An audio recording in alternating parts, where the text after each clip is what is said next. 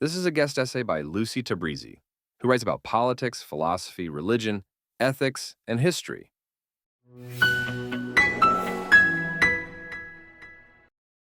I do not support the removal of the Islamic regime of Iran because I am quote-unquote pro-war. I support it because I oppose the war that regime has waged since 1979 against the United States and its Western allies, and against its own people. The regime's internal repression and its war on the Iranian people has been documented at length, including the imprisonment of dissidents, the execution of protesters, the systematic brutality directed at women and minorities. If that record is unfamiliar to you, I would urge you to acquaint yourself with it. When Ruhollah Khomeini's clerical revolutionaries seized power in 1979 and renamed the country the Islamic Republic of Iran, they were not founding a conventional state. Iran's pre-1979 history, including the Shah's repression, the 1953 CYA and MY6-backed coup, and decades of Cold War maneuvering, shaped the revolutionary atmosphere. But what emerged was not merely a reaction. It was a regime built to export its ideology across the region and into the wider world. Rooted in Velayat-e-Faqih, meaning absolute authority of the jurist, a foundational doctrine in Twelver Shia Islam, the regime fused clerical rule with state power and cast itself as the vanguard of a wider Islamic mission. And revolutions require enemies, preferably ones that can be blamed for everything indefinitely. The United States, in the revolutionary imagination, embodied the arrogance, materialism, and dominance of the Western order the regime existed to defy. It was cast as the so-called Great Satan, the principal enemy. Israel became its regional expression, denounced as the Little Satan. Opposition to both was central to the regime's mission.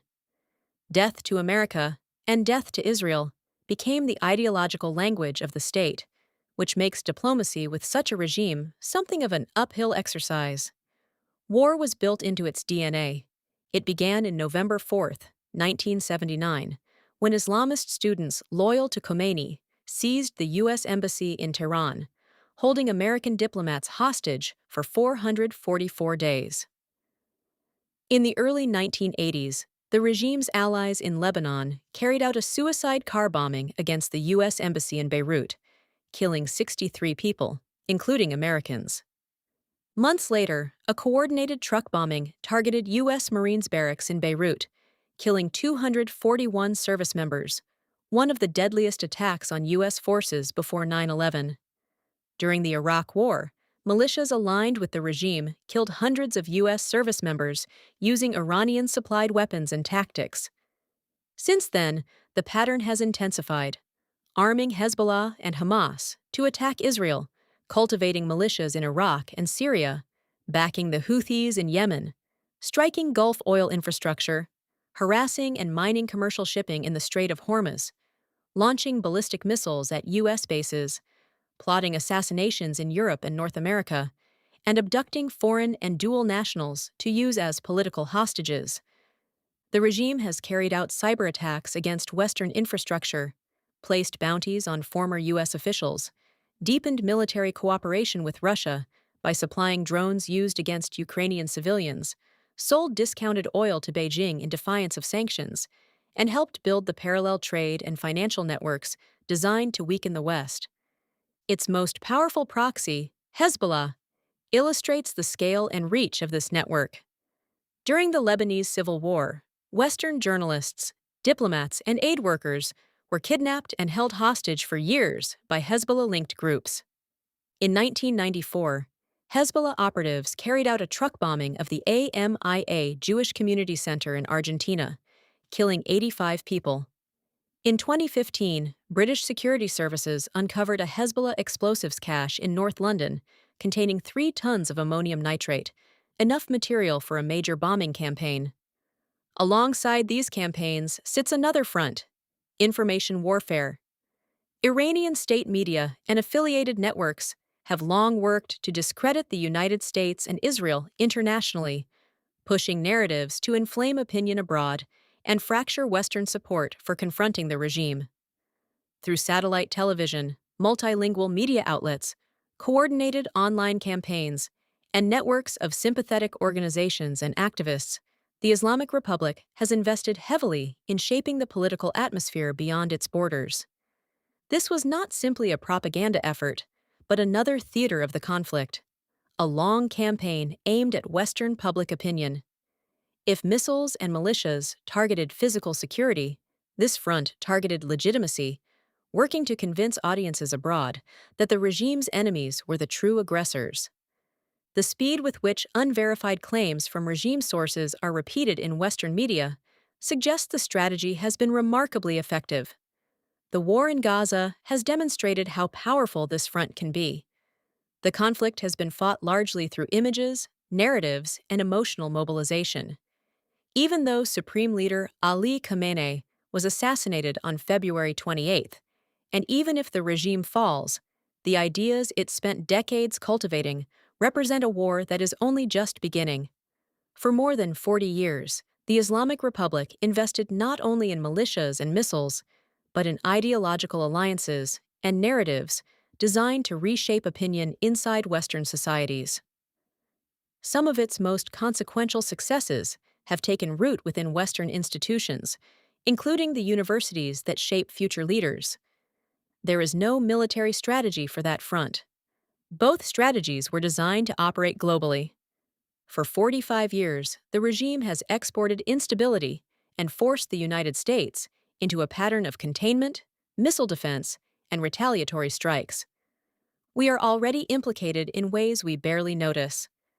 Heightened airport security feels routine, a legacy of the airline hijackings pioneered by Palestinian militant groups in the 1960s and 1970s, some of whom later trained Iranian revolutionaries. Expanded surveillance authorities, permanent counter-terror budgets, naval patrols safeguarding shipping lanes, intelligence operations tracking proxy networks, because they emerge gradually rather than through a single unmistakable event, they become normalized and effectively invisible. This is what a slow war looks like. Our legal and diplomatic frameworks were built around visible aggression, armies crossing borders, attacks already underway, threats that cross a clear threshold of imminence. They have much less to say about incremental hostility sustained over decades, such as proxy networks and calibrated escalation that remain just below the threshold that would justify decisive response. The result has been a strategy of management rather than resolution. A slow war is simply not something our rules were built to recognize. Revolutionary regimes do not experience conflict in the same way. Military confrontation gives way to legal, political, and diplomatic maneuver, then back again when the opportunity returns. Ceasefires are not necessarily conclusions, but intervals. What Western governments interpret as de-escalation can function as time to regroup, rearm, and prepare the next phase. Within Western legal and diplomatic frameworks, the default response has been to wait. Wait for formal imminence, wait for undeniable proof, wait until the threat crosses a legal threshold no one can dispute. In this case, waiting has meant 45 years and counting. Managing this escalation drains interceptors, carrier groups, intelligence bandwidth, and political attention. Iran funds and arms militias, violence escalates, the US and Israel respond, and the region remains permanently combustible. It keeps America locked in reactive crisis management in the Middle East, while adversaries like China consolidate power in the Pacific. The confrontation with China over Taiwan will come to a head eventually. When it does, the United States cannot afford to have one hand permanently tied down by Tehran's proxy network and manufactured crises. Every missile fired at a militia warehouse, every carrier group repositioned to the Gulf, every emergency deployment to contain escalation is capacity diverted from the Indo-Pacific. The Islamic regime is not merely a regional menace diverting American attention and draining resources. It operates as a central disruptor within a broader anti-Western axis, perpetuating instability across the Middle East. Removing the regime as a chronic source of escalation would eliminate a pressure point in China's long-term strategy. The status quo is not peace. It is managed escalation governed by thresholds that were never designed for slow motion aggression. Calling disruption of that cycle quote unquote pro war while accepting decades of proxy conflict is a curious definition of restraint. And yet, in Western capitals, crowds gather under banners that read, "No war with Iran," as though this confrontation began just a few weeks ago. It should not need saying, but it does. This is not a war against the Iranian people.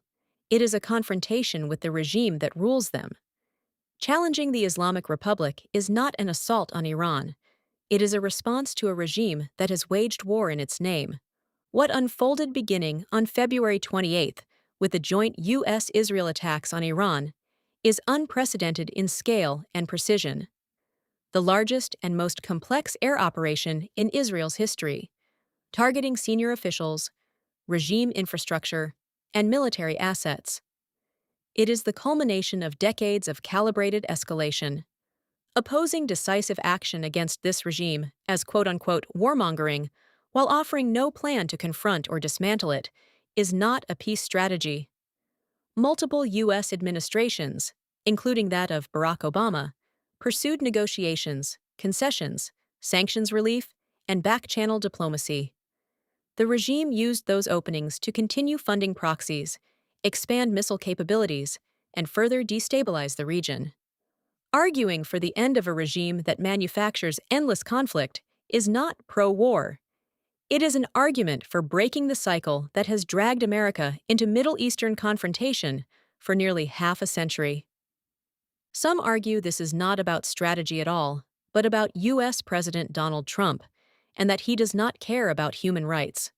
Perhaps he does not. But geopolitics is not reducible to personality.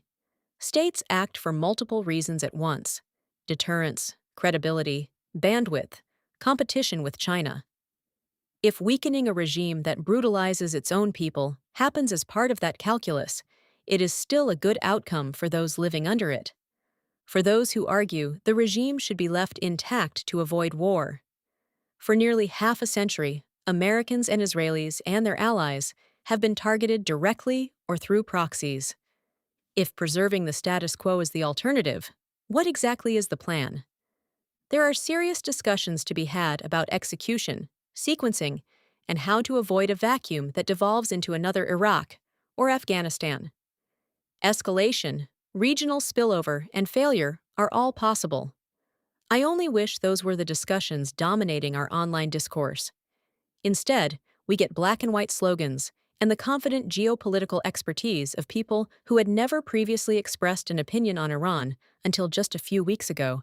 But the existence of risk is not, in itself, an argument for inaction. Violence will occur either way.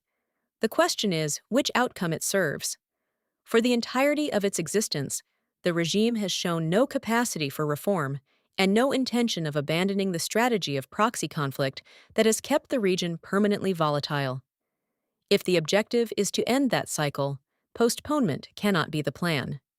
The present moment, with the regime under visible pressure and its networks degraded, may not present itself again soon.